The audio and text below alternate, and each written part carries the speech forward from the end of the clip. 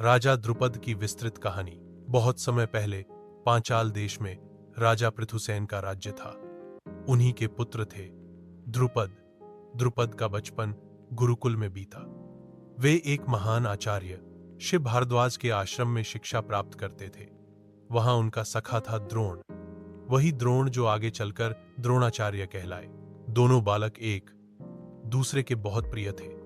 वे साथ पढ़ते, खेलते, शिकार पर जाते और अनेक बार अपने सपनों को साझा करते।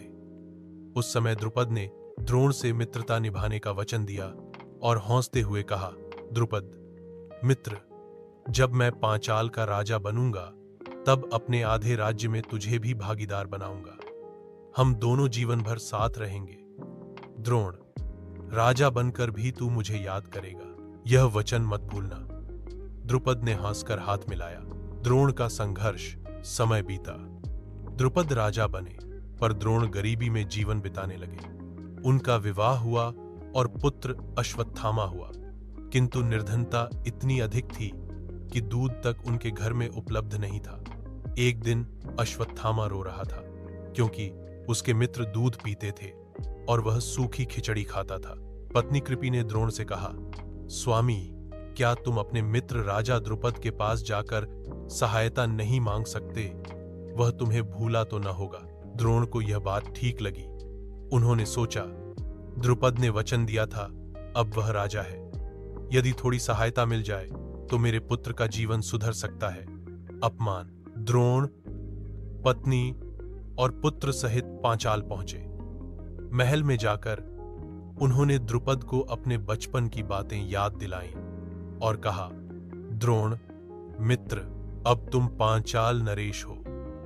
कभी तुमने वचन दिया था कि आधा राज्य मेरा होगा। मुझे राज्य नहीं चाहिए, केवल थोड़ी सी सहायता चाहिए ताकि मेरे पुत्र का पालन पोषण ठीक से हो सके। द्रुपद अब घमंड से भर चुका था।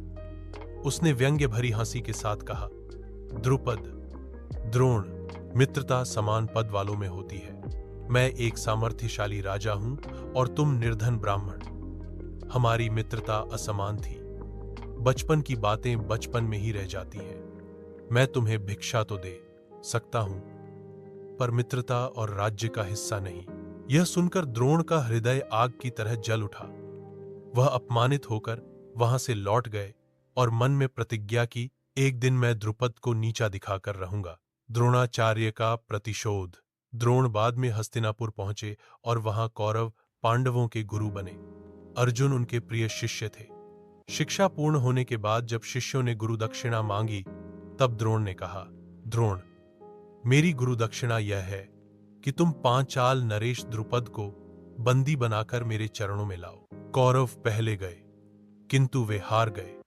फिर अर्जुन ने अकेले जाकर द्रुपद को युद्ध में परास्त कर दिया और बांधकर गुरु के सामने लाया। द्रोण ने द्रुपद को देखा और कहा, द्रोण मित्र, तूने कहा था मित्रता समान पद वालों में होती है। देख, अब मैं तुझसे बड़ा हो गया हूं क्योंकि तू मेरे शिष्यों के हाथों बंदी बनकर आया है। फिर भी मैं तुझसे बैर नहीं रखता। आधा राज्य मैं अपने पास रखता हूं और आधा तुझे देता हूं। अब हमारी मित्रता समान हो गई। द्रुपद अपमानित होकर लौट गए, पर मन में प्रतिशोध की अग्नि जल उठी। यज्ञ और संतान का जन्म। राजा द्रुपद ने सोचा, मुझे ऐसी संतान चाहिए जो द्रोण को युद्ध में नष्ट कर सके और मेरा अपमान मिटा सके। वे महर्षि यज्ञवल्क्य और याज्ञसेन, या कभी कभी यज्ञ किया कहकर वर्णन मिलता है, के पास गए और उनसे विशेष यज्ञ करवाया। उस यज्ञ से अग्निकुंड से एक दिव्य बालक प्रकट हुआ, धृष्टद्युम्न। यह भविष्यवाणी हुई कि वही द्रोणाचार्य का वध करेगा। फिर उसी अग्निकुंड से एक दिव्य कन्या प्रकट हुई, द्रौपदी, जिसे यज्ञसेनी भी कहा गया।